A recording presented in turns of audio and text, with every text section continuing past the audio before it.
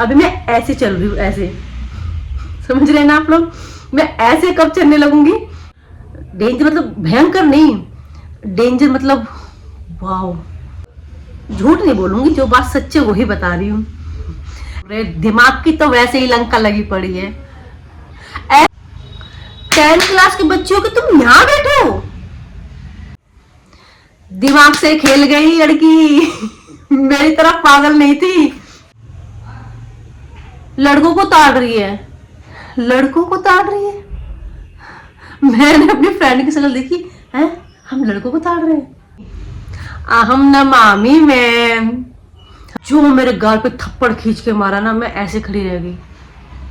मैंने अपनी आंखें इतनी मोटी मोटी कर ली उस दिन रो रो कर, क्योंकि अगर इतने पैसे होते तो किसी प्राइवेट स्कूल में ना पढ़ रहे होते। 9 रुपए फीस देकर क्यों पढ़ रहे होते भाई सरकारी स्कूल में। हाँ, hello my YouTube family, welcome back to my channel. कैसे हो आप सब? आशा करती हूँ आप सब बहुत अच्छे होंगे और मैं भी बहुत अच्छी हूँ।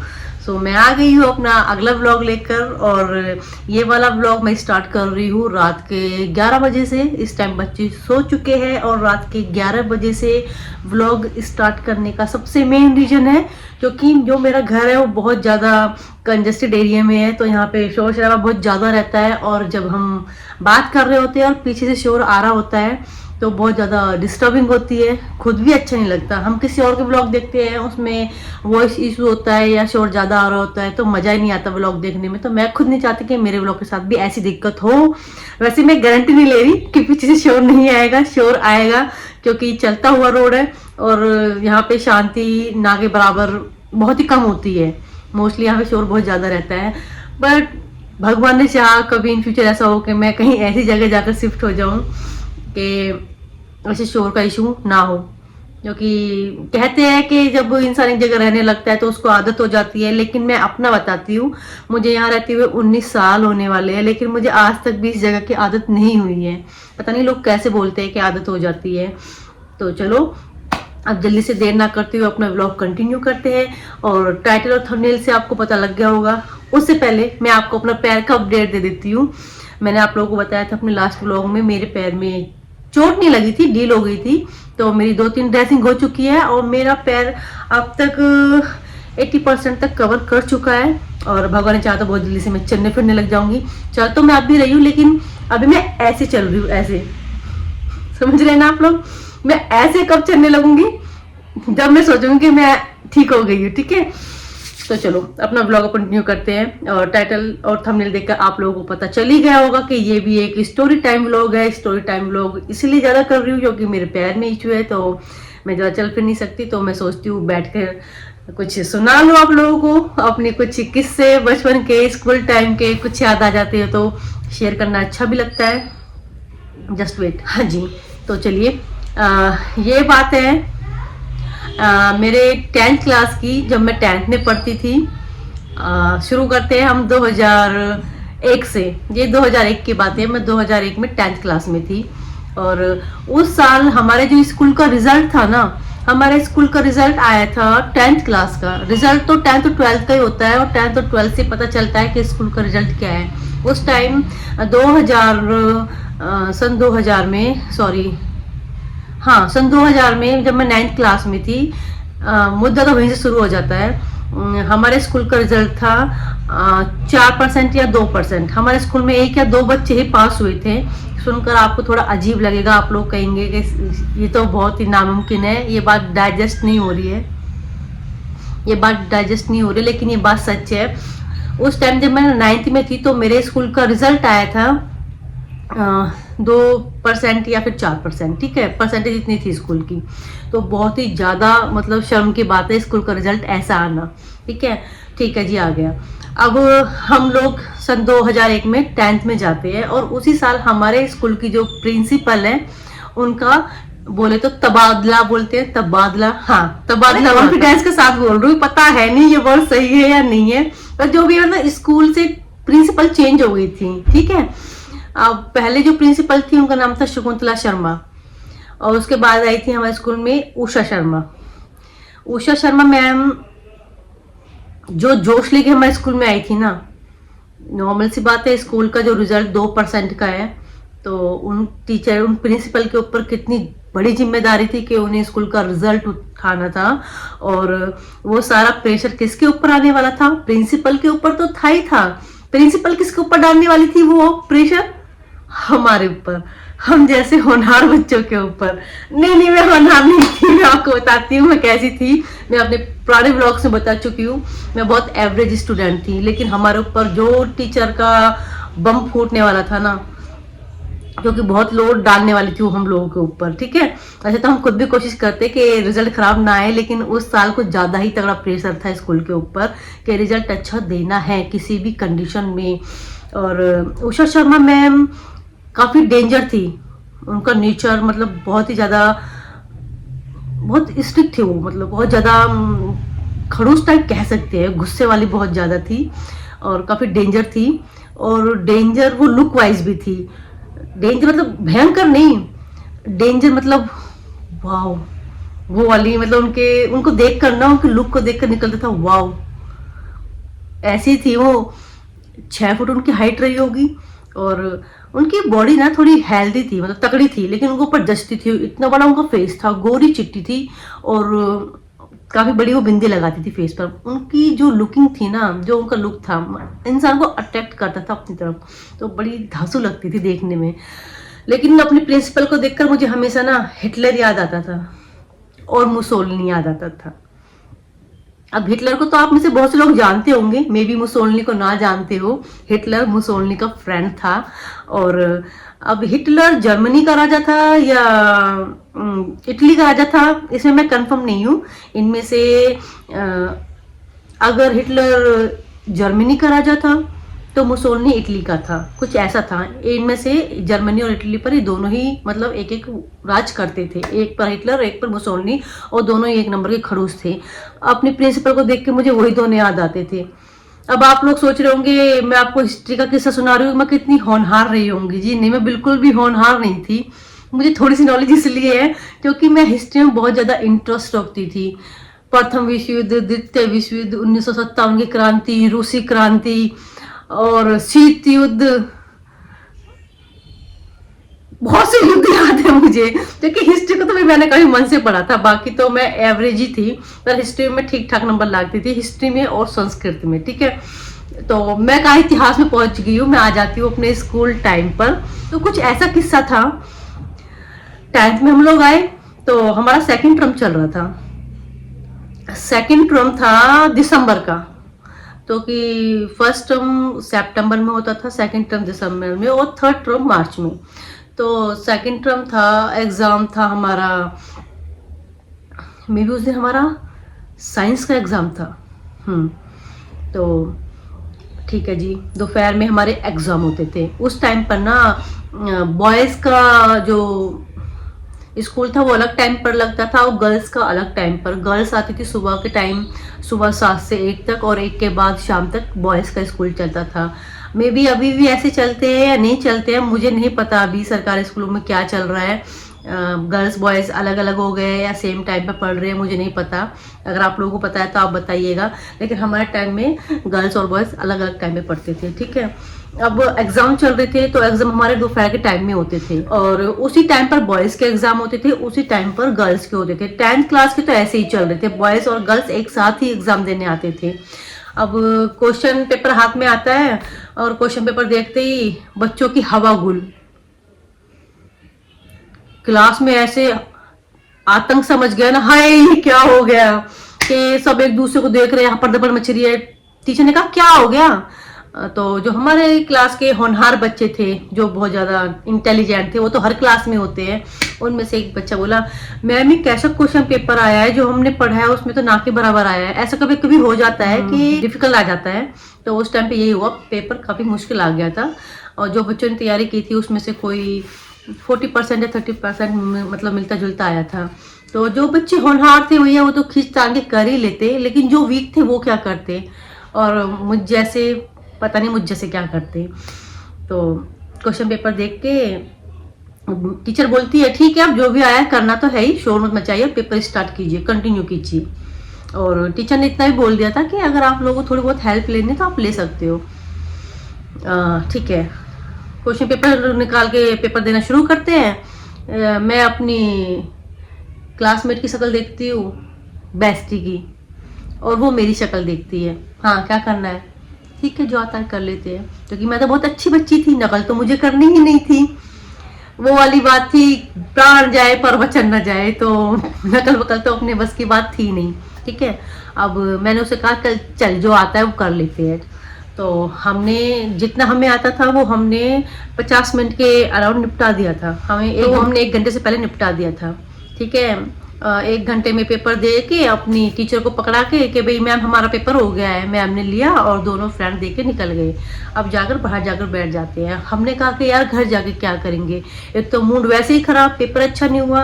तो कहने लगी, मेरी फ्रेंड भी बोली कि चल यहीं बैठ जाते हैं। मैंने कहा हाँ चल थोड़ी देर यहीं बैठ, दिमाग वैसे ही खराब हो रहा है। बैठ गए जी दोनों पेड़ों के नीचे।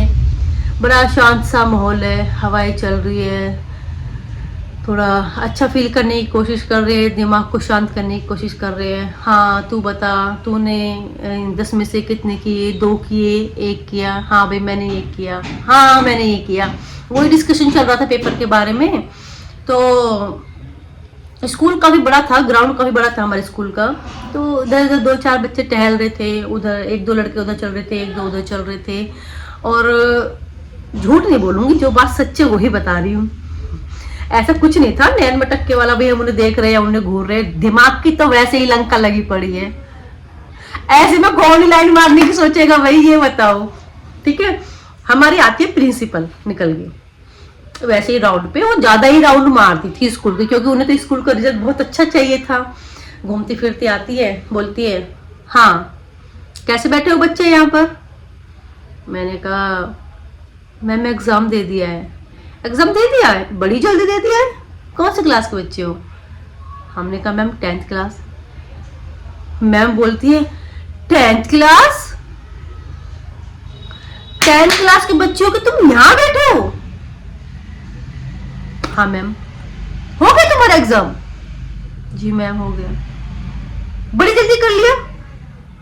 अभी तो 1 घंटा ही हुआ है। मैम जितना होता उतना कर लिया। ठीक है, उन्होंने इधर नजर मारी उधर नजर मारी। चलो मेरे साथ। ले गई जी वो हमें प्रिंसिपल ऑफिस में। वहां जाकर पहले मेरी फ्रेंड को बोला उन्होंने, चलो अपने फादर को फोन मिलाओ। दिमाग से खेल गई लड़की। मेरी तरफ पागल नहीं थी। क्या बोलती है, मैम मेरे पापा तो आउट ऑफ नेटवर्क है, वो वैष्णो देवी गए हुए हैं, वहां पे नेटवर्क नहीं आता। हाँ मम्मी को मिलाओ। मैम मेरी मम्मी फोन नहीं रखती। ठीक है, नंबर आता है मेरा, ये लो फोन मिलाओ अपने पापा को। ठीक है मैम। मुझ जैसी बेवकूफ लड़की, दीजिए मैम मिलाती हूँ। फटाफट पापा का फोन मिलाया और मैम ये लीजिए। मैम कहती है हेलो, हाँ जी आपकी लड़की 10th क्लास में है ना? पापा ने कहा हाँ जी। हाँ जी स्कूल में आ जाइए, मुझे आपसे मिलना है। पहले तो पापा ने मना किया कि मैम मैं अभी जॉब पे हूँ। मैम कहती है आपकी लड़की 1 घंटे में पेपर देके, ऐसे तो नहीं कर रही थी वो तो मैं ही कर रही हूँ, वो तो फोन पे थी।